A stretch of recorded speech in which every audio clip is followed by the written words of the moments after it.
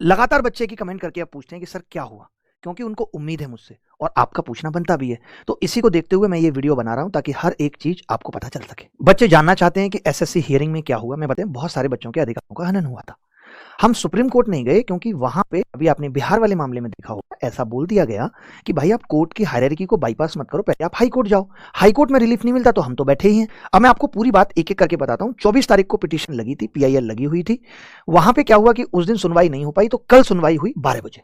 SSC की तरफ से भी 4-5 लोग आए, 4-5 लोगों ने जवाब दिया। मैं आपको एक एक बात बताता हूं। उन लोगों ने यह कहा कि 533 बच्चे हमने ऐसे आइडेंटिफाई किए हैं जो रिजल्ट में गलत तरीके से सेलेक्ट हो गए हैं, जो किसी भी पोस्ट के लिए एलिजिबल नहीं है, जो ओवरेज हो चुके हैं। जब कमीशन को यह पता था तो क्या कमीशन उन बच्चों को निकाल करके एक नोटिस जारी करके जो बॉर्डर लाइन पे बच्चे थे उनको इन नहीं कर सकती थी? बट नहीं। क्यों? क्योंकि इनको यह नहीं दिखाना है कि हम भी गलत हो सकते हैं, और ऐसा इन्होंने वर्बली बोला है। तो कोर्ट ने इनको यही कहा, जब इन्होंने ये बात कही कि हम ऐसे बच्चों को बाद में हटा देंगे। एक लॉजिक इन्होंने और बहुत बाहियात दिया। ये कह रहे थे कि हम सर इसीलिए तो ज्यादा बच्चे लेते हैं ताकि जो बच्चे ओवरेज हों, जो गलत तरीके से आ जाते हैं, उनको हम हटा दें। कोई इनको समझाए कि आप इसलिए लेते हो कि ताकि गलत को हटा दें, या ये मतलब होता है कि भैया हमें टीयर 2 में भी अभी इनका टैलेंट देखना है? अगर यही मतलब होता है तब टीयर 2 लेने की तो जरूरत ही नहीं है। आप टीयर 1 में ही ऐसा करो, बस 20,000 बच्चे ही ले लो, 3-4 हजार एक्स्ट्रा है उनको हटा देना और टीयर 1 के आधार पर नौकरी दे देना होता है।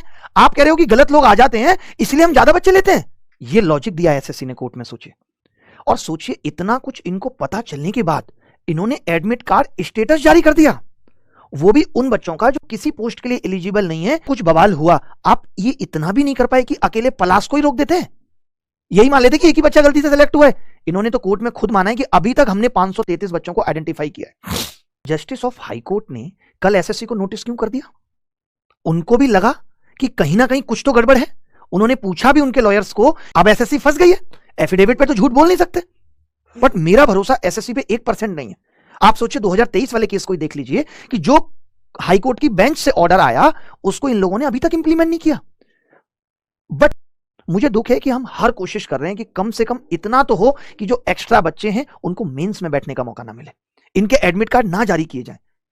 वो भी नहीं हो रहा अभी तक तो, बट ये तो हम करा के रहेंगे। और जो बॉर्डर लाइन वाले बच्चे हैं उनको इनकी जगह शामिल किया जाए और लास्ट तक लड़ाई लड़ेंगे। कोई अफसोस नहीं रहेगा कि हमने कोशिश नहीं की। ओवरेज को हटा, कोर्ट को भी मेरिट समझ आई है कि केस में दम है, तभी उन्होंने नोटिस जारी किया है, वरना कल ही ये पीआईएल डिसमिस हो सकती थी।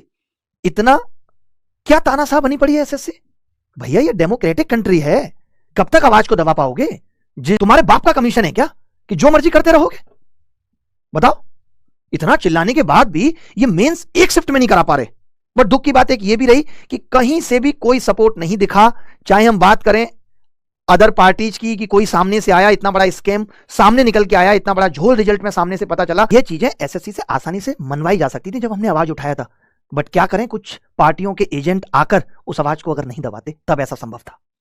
26 दिसंबर को इन्होंने स्क्राइब वाले स्टूडेंट्स को भी लीगल नोटिस भेजे। आप देखिए ये लीगल नोटिस इन्होंने, कितने ऐसे इशूज थे जो प्राइमा फसाई पता लग रहे थे कि कुछ तो गड़बड़ है। आपने देखा, हमने दिखाया कि कितने लगातार रोल नंबर सेलेक्ट हैं, कितने पीडब्ल्यूडी और वीएच के कैंडिडेट 160-70 मार्क्स लेके आ रहे हैं। टीचर सोचता है मैं क्यों पढ़ूं चक्कर में, मेरा बिजनेस इंपैक्ट होगा।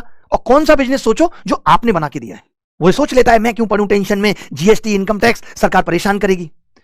जिसका मेंस है वो बच्चा बेचारा मेंस में लगा है, जिनका प्री नहीं हुआ वो सोच रहे हैं कि नेक्स्ट प्री पे कुछ कर लेंगे। Best of luck. अभी बोल देता हूं, मेंस वाले बच्चों के लिए भी बाद में नहीं आ पाऊंगा क्योंकि इतनी कोई खुशी नहीं है कि आपको आके बेस्ट ऑफ लक मैं उस वक्त बोलूंगा। अभी यही नहीं, अभी और सुनिए। जो भी बेस्ट से बेस्ट हो सकता है, हारने के लिए तो कुछ है ही नहीं।